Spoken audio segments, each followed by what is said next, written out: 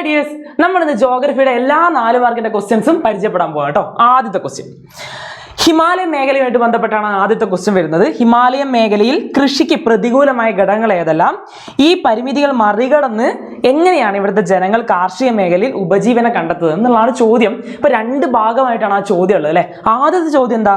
എന്തൊക്കെയാണ് കൃഷിക്ക് പ്രതികൂലമായിട്ടുള്ള ഘടകങ്ങൾ? അത് നമ്മൾ ആദ്യം എഴുതണം, കാരണം 4 മാർക്കിന്റെ ക്വസ്റ്റ്യൻ ആണ്. അപ്പൊ അത് ആദ്യം എഴുതണം നമ്മൾ. രണ്ടാമത്തെ ഭാഗം എന്ന് പറയുന്നത് എന്താ? എങ്ങനെയാണ് എന്നിട്ടും അല്ലെ ഇങ്ങനെ ഒരു പ്രശ്നം ഉണ്ടായിട്ടും എങ്ങനെയാണ് ഇവിടുത്തെ ജനങ്ങളൊക്കെ അതൊക്കെ അതിജീവിച്ചിട്ട് അവിടെ കൃഷി ചെയ്യുന്നത് എന്നുള്ളതാണ് രണ്ടാമത്തെ പോർഷൻ. അതും നമ്മൾ എന്ത് എഴുതണം? അതിനുശേഷം നമ്മൾ ഉത്തരമായിട്ട് എഴുതണം. അങ്ങനെയാണ് ആ ആൻസർ നമ്മൾ ചെയ്തു വെക്കേണ്ടത്. എങ്ങനെ എഴുതി നോക്കാം. അത് നമ്മൾ എന്ത് എഴുതുക? അതിന്റെ പ്രശ്നങ്ങൾ എഴുതാം, പ്രത്യാഘാതങ്ങൾ നമ്മൾ ആദ്യം എഴുതി വെക്കുക. ഉയരം, അതിന്റെ ചരിവ് അല്ലെ, സ്ലോപ്സ്, ഇമ്മച്യൂർ സോയിൽ ഉണ്ട്, അതായത് പാകമാകാത്ത മണ്ണുണ്ട്, കുറഞ്ഞ താപനില തുടങ്ങിയവയാണ് എന്ത് ചെയ്യുന്നത് അവിടുത്തെ പ്രധാനപ്പെട്ട പ്രതികൂലമായിട്ടുള്ള ഘടകങ്ങൾ എന്ന് പറയുന്നത്. പക്ഷേ അവിടുത്തെ ജനങ്ങൾ എന്ത് ചെയ്യുന്നുണ്ട്? പലതരത്തിലുള്ള ഉപജീവന കൃഷികളിൽ ഏർപ്പെടുന്നുണ്ട്. എങ്ങനെയാണ് അവർ കൃഷിയിൽ ഏർപ്പെടുന്നത്? അവർ ഈ പറയുന്ന ഈ മേഖലകളെ തട്ടുകളാക്കി തിരിച്ചിട്ടാണ് അവർ കൃഷിയിൽ ഏർപ്പെടുന്നത് കേട്ടോ. അതിന് നമ്മൾ ടെറസ് ഫാമിംഗ് എന്നൊക്കെ പറയാറുണ്ട്. മക്കൾ കണ്ടിട്ടുണ്ടാവും. ഒരു കുന്നൊക്കെ ആണെങ്കിൽ എന്ത് ചെയ്യും? അതിങ്ങനെ നമ്മൾ തട്ടാക്കിയിട്ടാണ് എന്ത് ചെയ്യുക? നമ്മൾ കൃഷി ചെയ്യാറ്. അത് തന്നെയാണ് ഇവിടെയും ഇവർ ചെയ്യുന്നത് കേട്ടോ. അതാണ് അവരുടെ പ്രധാനപ്പെട്ട രീതി എന്ന് പറയുന്നത്. പ്രധാനമായിട്ട് പയറ് വർഗ്ഗങ്ങൾ, ഉരുളക്കിഴങ്ങ്, ഗോതമ്പ് ചെയ്യാറുണ്ട്. പഴവർഗ്ഗങ്ങളൊക്കെ ഇവരെന്ത് ചെയ്യാറുണ്ട്? ഇവർ കൃഷി ചെയ്യാറുണ്ട്. ഇതൊക്കെയാണ് അവിടുത്തെ മെയിൻ ഐറ്റം, അഗ്രികൾച്ചർ ഐറ്റംസ് എന്നൊക്കെ പറയുന്നത് ഇതൊക്കെയാണ്. ഓക്കെ. അതുപോലെ തന്നെ ഏറ്റവും പ്രധാനപ്പെട്ട സംഭവമാണ് തേയില കൃഷി എന്ന് പറയുന്നത്. ഡാർജിലിംഗിലൊക്കെ നിങ്ങൾ കേട്ടിട്ടുണ്ട്. ഡാർജിലിംഗിൽ തേയില എന്നൊക്കെ പറഞ്ഞാൽ വളരെ ഫേമസ് ആയിട്ടുള്ള തേയിലയാണ്. അപ്പോൾ ഈ തേയില കൃഷി എന്താണ് അവിടെ ഭയങ്കര ഫേമസ് ആയിട്ടുള്ള ഒന്നാണ്. അതുപോലെ തന്നെ കാപ്പി ഒക്കെ എന്താണ് വളരെ ഫേമസ് ആയിട്ടുള്ള ഒരു കൃഷിയായിട്ട് നമുക്ക് പറയാൻ പറ്റും.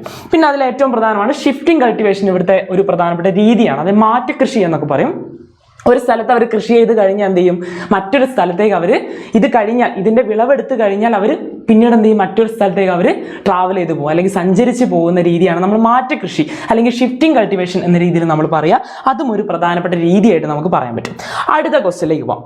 ഭൂമിശാസ്ത്രമായ സാഹചര്യങ്ങൾ അനുകൂലമായതിനാൽ മുഴുവൻ ഹിമാലയൻ മേഖലയും വിനോദസഞ്ചാരത്തിന് ഉയർന്ന സാമ്പത്തിക സാധ്യതയുള്ള ഒരു മേഖലയായി മാറിയിരിക്കുന്നു, വിലയിരുത്തുക എന്നുള്ളതാണ് ചോദ്യം. എന്താ അതിന്റെ ഒരു കാമ്പ് എന്താ? അതായത് ഏറ്റവും അതിന്റെ ഒരു സോൾ എന്താ ഈ ചോദ്യത്തിന്റെ? അതിൽ ടൂറിസമാണ് ഒരു സോളായിട്ട് വരുന്നത് അല്ലെ. അതായത് അവിടുത്തെ ഹിമാലയൻ മേഖലയിലെ ടൂറിസം ഡെവലപ്മെന്റ് എങ്ങനെയാണ് എന്നുള്ളതാണ് സത്യത്തിൽ ഈ ചോദ്യത്തിന്റെ ഒരു സാരാംശം എന്ന് പറയുന്നത്. അപ്പൊ നമ്മൾ എന്ത് ചെയ്യണം? ആ 3 ഭാഗങ്ങൾ കൃത്യമായിട്ട് എഴുതി കൊടുക്കണം. നിങ്ങൾക്ക് ഓർമ്മ ഉണ്ടാവും, നമ്മൾ പഠിച്ച ടെസ്റ്റിന്റെ ലാസ്റ്റ് ഭാഗത്തേക്ക് പഠിച്ചിട്ടുള്ള ആ 3 പാർട്ടുകൾ കൃത്യമായിട്ട് എഴുതി കൊടുക്കുക. എങ്ങനെയാണ് അവിടെ ടൂറിസം ഇത്രയും ഡെവലപ്പ് ആയത് എന്നുള്ള കാര്യം എഴുതി കൊടുക്കുക. അതിൽ ആദ്യത്തെ ഭാഗം എന്ന് പറയുന്നത് തീർത്ഥാടനവുമായി ബന്ധപ്പെട്ടുള്ള കാര്യങ്ങളാണ് അല്ലെ. അവിടെ കുറെ തീർത്ഥാടന കേന്ദ്രങ്ങളുണ്ട്. അതാണ് സത്യത്തിൽ ഈ ഹിമാലയൻ പ്രദേശത്തേക്ക് ആദ്യമായിട്ട് ആളുകളെ എത്തിച്ചിട്ടുണ്ടായിരുന്നത്. അതിൽ പ്രധാനപ്പെട്ട സെന്റേഴ്സ് ആണ് കൈലാസ്, മാനസ സരോവർ, അമർനാഥ്, ഹേമകുണ്ട് സാഹിബ്. ഇതുപോലത്തെ കുറെ സ്ഥലങ്ങൾ നമുക്ക് പറയാൻ പറ്റും. അതാണ് ആദ്യത്തെ ഒരു ഫേസ് എന്ന് പറയുന്നത്. രണ്ടാമത്തെ ഫേസ് എന്ന് പറയുന്നത് പ്രധാനമായിട്ട് ബ്രിട്ടീഷുകാരുടെ ഒരു കാലഘട്ടമായിരുന്നു. അവർ വന്നിട്ട് അവിടുത്തെ ഒരു സാധ്യത തിരിച്ചറിയുകയും അവരവിടെ കുറെ ഡെസ്റ്റിനേഷൻസ് നിർമ്മിക്കുകയും ചെയ്തു എന്നുള്ളതാണ് അതിന്റെ പ്രധാനപ്പെട്ട കാര്യം. അവർ കുറെ വിനോദസഞ്ചാര കേന്ദ്രങ്ങൾ അവിടെ നിർമ്മിച്ചിട്ടുണ്ടായിരുന്നു. ഫോർ എക്സാമ്പിൾ പറയുകയാണ് ഷിംല, ഡാർജിലിംഗ്, ഷിലോങ്, അൽമോറ, ഇങ്ങനെയുള്ള കുറെ സ്ഥലങ്ങളിൽ അവർ പ്ലാന്റേഷനും കാര്യങ്ങളും അതുപോലെ തന്നെ റിസോർട്ടും കാര്യങ്ങളൊക്കെ അവർ നിർമ്മിച്ചത് ഏറ്റവും പ്രധാനമായിട്ട് നമുക്ക് പറയാൻ പറ്റും കേട്ടോ. അതിന്റെ അടുത്ത ഒരു തേർഡ് ഫേസ് എന്ന് പറയുന്ന ഒരു പ്രധാനപ്പെട്ട ഭാഗം എന്ന് പറയുന്നത് 1953-ലാണ്. അവിടെ ഷെർപ്പ ടെൻസിംഗ് നോർഗയും എഡ്മണ്ട് ഹിലാരിയും കൂടി എന്ത് ചെയ്തിട്ടുണ്ട്? എവറസ്റ്റ് കീഴടക്കിയത് നമുക്കറിയാം. അതിനുശേഷം ഒരു വിനോദസഞ്ചാരം എന്നുള്ളതിനേക്കാളും കവിഞ്ഞ് ഒരു സാഹസികമായിട്ടുള്ള യാത്രകൾ ഇവിടെ വരാൻ തുടങ്ങി. നമ്മുടെ ഹിമാലയൻ പ്രദേശത്ത് വരാൻ തുടങ്ങിയിട്ടുണ്ടായിരുന്നു. അങ്ങനെ കുറെ ആളുകൾ ഇതിലേക്ക് എത്തിച്ചേർന്നിട്ടുണ്ടായിരുന്നു. അതും നമുക്ക് 3ാമത്തെ ഫേസ് ആയിട്ട് നമുക്ക് പറയാൻ പറ്റും. ഇതാണ് സത്യത്തിൽ ആൻസർ ആയിട്ട് നമ്മൾ എഴുതേണ്ടത്. 4 മാർക്കിന്റെ ഒരു പ്രധാനപ്പെട്ട ക്വസ്റ്റ്യൻ ആണ് കേട്ടോ ടൂറിസം എന്ന് പറയുന്നത്. അടുത്ത ക്വസ്റ്റ്യനിലേക്ക് നമുക്ക് പോവാം. ഉത്തരേന്ത്യൻ സമതലത്തെ മണ്ണിനങ്ങളെ കുറിച്ച് എഴുതാനാണ് പറഞ്ഞത്. 2ാമത്തെ ചാപ്റ്റർ ആണ്. മണ്ണിനെ കുറിച്ച് എഴുതാനാണ് പറഞ്ഞത്. ഏതൊക്കെ മണ്ണാണ് നമ്മൾ എഴുതുക? ഒന്നാമതായിട്ട് നമുക്ക് എക്കൽ മണ്ണിനെ കുറിച്ച് എഴുതാം, അല്ലെങ്കിൽ അലൂവിയൽ സോയിലിനെ കുറിച്ച് എഴുതാം. അലൂവിയൽ സോയിൽ എന്ന് പറഞ്ഞാൽ ഏറ്റവും കൂടുതൽ അവിടെ കാണപ്പെടുന്ന ഒരു മണ്ണാണ്.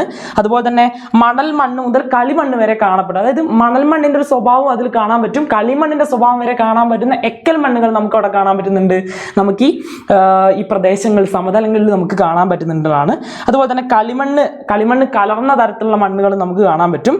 ഗാദർ, ബങ്കർ ഏതൊക്കെയാണ് പ്രധാനപ്പെട്ട ഇനങ്ങൾ എന്ന് പറയുന്നത് കേട്ടോ. ഐറ്റംസ് നമ്മൾ പഠിച്ചിട്ടില്ലേ, പുതിയതും പഴയതുമായിട്ടുള്ള എക്കൽ മണ്ണുകൾ ഈ പ്രദേശങ്ങളിലൊക്കെ നമുക്ക് കാണാൻ പറ്റും. ഇത് കൃഷിക്ക് വളരെ അനുയോജ്യമായിട്ടുള്ള മണ്ണ് കൂടിയാണ്. അടുത്ത ചെമ്മണ്ണാണ്. ചെമ്മണ്ണ് എന്ന് പറഞ്ഞാൽ ഗംഗയുടെ സൗത്ത് കാണുന്ന പ്രധാനപ്പെട്ട ഒരു മണ്ണാണ്. തെക്കൻ ഗംഗയുടെ സൗത്ത് കാണുന്ന, തെക്കൻ ഗംഗയുടെ ഭാഗത്ത് കാണുന്ന ഒരു പ്രധാനപ്പെട്ട മണ്ണാണ് ചെമ്മണ്ണ് എന്ന് പറയുന്നത് കേട്ടോ. തെക്കൻ ഗംഗാ സമതലങ്ങൾ കാണപ്പെടുന്നു. ഇരുമ്പിന്റെ അംശം കാരണമാണ് എന്ത് ചെയ്യുന്നത്, അതിന് ചുവപ്പ് നിറം, റെഡ് കളർ അതിന് വരുന്നത് എന്തുകൊണ്ടാണ്, അതിൽ അയൺ കണ്ടന്റ് ഉള്ളത് കൊണ്ടാണ് എന്നുള്ള കാര്യം മനസ്സിലാക്കുക. റെഡ് സോയിൽ എന്ന് പറയുന്നത്. ഇനി സലൈൻ സോയിലാണ്, ഉപ്പുരസമുള്ള സോയിൽ. അത് കടൽ വെള്ളമൊക്കെ കയറുന്നത് കൊണ്ട് പ്രദേശങ്ങളിൽ എന്ത് ചെയ്യുന്നു, ഉപ്പുരസമുള്ള മണ്ണായിട്ട് മാറാറുണ്ട്. ഇതിനാണ് നമ്മൾ സലൈൻ സോയിൽ എന്ന് പലപ്പോഴും പറയുന്നത്. ഈ സുന്ദർബൻസ് ഡെൽറ്റയുടെ തീരപ്രദേശങ്ങളിലൊക്കെ നമ്മൾ ഏറ്റവും കൂടുതൽ കാണുന്നത് ഈ സലൈൻ സോയിൽ നമുക്ക് കാണാൻ പറ്റും കേട്ടോ. അവിടെയൊക്കെ നമുക്ക് ഈ സലൈൻ സോയിൽ നമുക്ക് കാണാൻ പറ്റുന്നതാണ്. പിന്നാണ് വരണ്ട മണ്ണ്. വരണ്ട മണ്ണ് എന്ന് പറഞ്ഞാൽ കേട്ടാൽ തന്നെ അറിയാം, അതിൽ വലിയ ഫലപുഷ്ടമൊന്നും ഇല്ലാത്ത തരത്തിലുള്ള മണ്ണാണ്. നമ്മൾ രാജസ്ഥാൻ റീജിയനൊക്കെ പറയില്ല, ആ രാജസ്ഥാൻ റീജിയനിലൊക്കെ ഉള്ള തരത്തിലുള്ള മണ്ണിനാണ് നമ്മൾ വരണ്ട മണ്ണൊക്കെ പറയുക. രാജസ്ഥാൻ റീജിയനിലൊക്കെ കുറേ നമുക്ക് ഇത്തരത്തിലുള്ള മണ്ണ് കാണാൻ പറ്റും. ഓക്കെ, അത് ഉപ്പുരസവും അതുപോലെ തന്നെ മണൽ കലർന്നിട്ടുള്ള ഒരു എന്താ പറയുക, നമ്മുടെ സാൻഡി ആയിട്ടുള്ള സലൈൻ ആയിട്ടുള്ള മണ്ണുകളെയാണ് പൊതുവെ എന്ത് പറയുക, നമ്മൾ വരണ്ട മണ്ണ് എന്ന രീതിയിൽ നമ്മൾ പറഞ്ഞു വെക്കുക. ഇനി പീറ്റ് സോയിലിന്റെ കാര്യം പറയുകയാണെങ്കിൽ അതും ഒരു പ്രധാനപ്പെട്ട മണ്ണാണ്. ഇത് ഈർപ്പമുള്ള ഡെൽറ്റ പ്രദേശങ്ങളിൽ കാണുന്ന പ്രധാനപ്പെട്ട ഒരു മണ്ണാണ് കേട്ടോ. ഫൗണ്ട് ഇൻ വെറ്റ് ഡെൽറ്റ റീജിയൻസിലാണ് നമ്മൾ പ്രധാനമായിട്ട് പീറ്റ് സോയിൽ നമുക്ക് കാണാൻ പറ്റുക എന്നുള്ളതാണ്. അടുത്ത ക്വസ്റ്റ്യനിലേക്ക് പോയാലോ. ചുവടെ നൽകിയിരിക്കുന്ന ഭൂപടം ഏത് മൺസൂൺ കാറ്റുകളെ സൂചിപ്പിക്കുന്നു? ഈ മൺസൂൺ കാറ്റുകളുടെ സഞ്ചാരഗതി വിശദമാക്കാൻ വേണ്ടിയിട്ടാണ് പറഞ്ഞുള്ളത് കേട്ടോ. അതിന്റെ പ്രധാനപ്പെട്ട മൂവ്മെന്റ് അടയാളപ്പെടുത്താൻ വേണ്ടിയിട്ടാണ് പറഞ്ഞുള്ളത്, എഴുതാൻ വേണ്ടിയിട്ടാണ് പറഞ്ഞുള്ളത്. 4 മാർക്കിന്റെ പ്രധാനപ്പെട്ട ഒരു ക്വസ്റ്റ്യൻ ആണ്. ഒരു ഭൂപടം തന്നിട്ടുണ്ടാവും, അതിൽ ഏത് മൺസൂൺ ആണ് എന്നുള്ള കാര്യം നിങ്ങൾ എന്ത് ചെയ്യണം, നിങ്ങൾ ഐഡന്റിഫൈ ചെയ്യണം എന്നുള്ളതാണ്. അതിനാകെ ഒരു വഴിയേ ഉള്ളൂ. അതിന്റെ ഏരോ മാർക്ക് എങ്ങോട്ടാണ് എന്നുള്ള കാര്യം നിങ്ങൾ കൃത്യമായിട്ട് നോക്കുക. അപ്പൊ നിങ്ങൾക്ക് മനസ്സിലാവും അത് ഏതാണ്, അത് സൗത്ത് വെസ്റ്റ് മൺസൂൺ ആണ് എന്നുള്ള കാര്യം മനസ്സിലാവും അല്ലേ. അത് കൃത്യമായിട്ട് അതിന്റെ ഏരോ മാർക്ക് നോക്കിയാൽ നമുക്ക് മനസ്സിലാവും. അതിന് പ്രധാനമായിട്ട് 2 ബ്രാഞ്ചാണ് നിങ്ങൾക്ക് കാണാൻ പറ്റുക. ഒന്ന് അറേബ്യൻ സീന്റെ ബ്രാഞ്ചാണ്, മറ്റൊന്ന് ബേ ഓഫ് ബംഗാളിന്റെ ബ്രാഞ്ചാണ് അല്ലെ. ബേ ഓഫ് ബംഗാളിന്റെ ബ്രാഞ്ച് നമുക്ക് കാണാൻ പറ്റും. ഈ ബേ ഓഫ് ബംഗാളിന്റെ ബ്രാഞ്ച് വീണ്ടും 2ആയിട്ട് സ്പ്ലിറ്റ് ആവുന്നുണ്ട് അല്ലെ. ഒന്ന് ഈസ്റ്റിലേക്കും പോകുന്നുണ്ട്, ഒന്ന് ഉത്തരേന്ത്യൻ സമതലത്തിലേക്കും എന്ത് ചെയ്യുന്നുണ്ട്, അതിങ്ങനെ പോകുന്നുണ്ട്. ആ കാറ്റ് പോകുന്നതായിട്ട് നമുക്ക് കാണാൻ പറ്റും. ഇതാണ് നമ്മുടെ പ്രധാനപ്പെട്ട മൺസൂൺ എന്ന് പറയുന്നത് കേട്ടോ. അപ്പോൾ ഇത് നിങ്ങൾ കൃത്യമായിട്ട് ചെയ്ത് കൊടുക്കും. ഇത് ഭൂപടം ചിലപ്പോൾ ഇനിയിപ്പം നിങ്ങൾക്ക് മറ്റേതെങ്കിലും ഭൂപടം തന്നിട്ടും ഇത്തരത്തിലുള്ള ചോദ്യങ്ങൾ ചോദിക്കാം. പക്ഷേ ഇതൊരു പ്രധാനപ്പെട്ട ചോദ്യമാണ്. ഇത് ഒരിക്കലും നിങ്ങൾ എന്ത് ചെയ്യരുത്, മിസ്സാക്കരുത്. മൺസൂൺ ഒരിക്കലും നിങ്ങൾ എന്ത് ചെയ്യരുത്, മിസ്സാക്കരുത് എന്നുള്ള കാര്യം മാത്രമേ പറയാനുള്ളൂ. ഓക്കെ, ഇതിൽ നിങ്ങൾ എങ്ങനെ ആൻസർ ചെയ്താൽ, മാർച്ച് മാസത്തോടെ ഉത്തരേന്ത്യൻ സമതലങ്ങളിൽ എന്തായിരിക്കും, താപനില വളരെ കൂടുതലായി, ടെമ്പറേച്ചർ എന്താവും വളരെ കൂടുതലായിരിക്കും. അതുകൊണ്ട് തന്നെ അവിടെ എന്തായിരിക്കും, അവിടെ ലോ പ്രഷറായിരിക്കും അനുഭവപ്പെടുക അല്ലേ, അവിടെ കുറഞ്ഞ മർദ്ദമായിരിക്കും അനുഭവപ്പെടുക. അതേസമയം കടലിൽ എന്തായിരിക്കും, ഹൈ പ്രഷറായിരിക്കും ഉണ്ടാവുക. അപ്പം നമുക്കൊക്കെ അറിയുന്ന ഒരു തിയറി പ്രകാരം ഹൈ പ്രഷറിൽ നിന്ന് ലോ പ്രഷറിലേക്കാണ് എന്ത് ചെയ്യുക, വായു സഞ്ചരിക്കുക. അതായത് കാറ്റ്, നമ്മൾ പറയുന്ന കാറ്റ് എന്ന് പറയുന്ന സാധനം അതാണ്. അപ്പോൾ എന്ത് ചെയ്യും, ഈ കടലിൽ നിന്നും ഈ കരയിലേക്ക് എന്ത് ചെയ്യും, ഈ കരയിലേക്ക് കാറ്റ് ഇങ്ങനെ സഞ്ചരിക്കും. അതിനെയാണ് നമ്മൾ എന്ത് പറയുന്നത്, നമ്മൾ സൗത്ത് വെസ്റ്റ് മൺസൂൺ എന്ന രീതിയിൽ നമ്മൾ പറയുന്നത്. കടലിൽ നിന്ന് വരുന്നതായത് കൊണ്ട് തന്നെ നല്ല രീതിയിലുള്ള നീരാവി അല്ലെങ്കിൽ ജലാംശം ഇതിൽ അടങ്ങിയിട്ടുണ്ടാവും എന്നുള്ള കാര്യം കൂടി മനസ്സിലാക്കുക. അതായത് മോയ്സ്ചർ കണ്ടന്റ് നല്ലപോലെ അടങ്ങിയിട്ടുണ്ടാവും, മോയ്സ്ചർ കണ്ടന്റ് ആയിരിക്കും എന്നുള്ള കാര്യം മനസ്സിലാക്കുക. അതുകൊണ്ട് തന്നെ എന്ത് ചെയ്യുന്നുണ്ട്, ഈ പ്രദേശങ്ങൾക്ക് നല്ല രീതിയിൽ മഴ കിട്ടാൻ വേണ്ടിയിട്ട് ഇത് സഹായിക്കുന്നുണ്ട്. നമുക്കൊക്കെ ഈ മൺസൂൺ വഴിയാണ് എന്ത് ചെയ്യുന്നത്, നമുക്ക് ജൂൺ ജൂലൈ മാസങ്ങളിലൊക്കെ മഴ ലഭിക്കുന്നത് കേട്ടോ. ഈ മൺസൂൺ ആണ് നമുക്ക് ലഭിക്കുന്നത്. അത് കൃത്യമായിട്ട് എഴുതി വെക്കുക. ഇതൊക്കെ എഴുതി വെച്ചാൽ തന്നെ ഇതിന്റെ ആൻസർ ആയിട്ട് മാറി കേട്ടോ. ഇതൊക്കെ ആൻസർ ആണ്. ഓക്കെ, അടുത്ത ക്വസ്റ്റ്യനിലേക്ക് പോവാം. അടുത്ത ക്വസ്റ്റ്യൻ എന്ന് പറഞ്ഞാൽ നമ്മുടെ 4ാമത്തെ ചാപ്റ്ററിന്റെ ക്വസ്റ്റ്യൻ ആണ്. 4ാമത്തെ ചാപ്റ്റർ എന്ന് പറയുമ്പോൾ കൃത്യമായിട്ടും മനസ്സിലാക്കുക. ഓക്കെ, അപ്പോൾ മനുഷ്യ മൂലധന രൂപീകരണത്തെ സ്വാധീനിക്കുന്ന ഈ ഘടകങ്ങളെ കുറിച്ച് വിശദമായി ചർച്ച ചെയ്യാൻ വേണ്ടിയിട്ടാണ് പറഞ്ഞത് കേട്ടോ. ഏതൊക്കെയാണ് ഘടകങ്ങൾ എന്നുള്ളത് നമുക്ക് എഴുതാം, അവിടെ കൊടുത്തിട്ടുണ്ട്. വിദ്യാഭ്യാസം ഒരു പ്രധാനപ്പെട്ട ഘടകമാണ്. Health, migration, job training, access to information, ഇതൊക്കെയാണ് പ്രധാനപ്പെട്ട ഘടകങ്ങൾ എന്ന് പറയുന്നത്. മനുഷ്യ മൂലധന രൂപീകരണത്തെ സ്വാധീനിക്കുന്ന പ്രധാനപ്പെട്ട ഘടകങ്ങളാണ് ഇതൊക്കെ. ഈ 5 പോയിന്റുകൾ എന്ന് പറയുന്നത് ഇത് ഇമ്പോർട്ടൻ്റ് ആണ്, എന്തായാലും പഠിച്ചു വെക്കുക. ഓക്കെ, അടുത്ത ക്വസ്റ്റ്യൻ നോക്കുക. തൊഴിലില്ലായ്മ എന്നാൽ എന്ത്, എത്ര തരം ഉണ്ട് എന്നുള്ളതാണ് ചോദ്യം.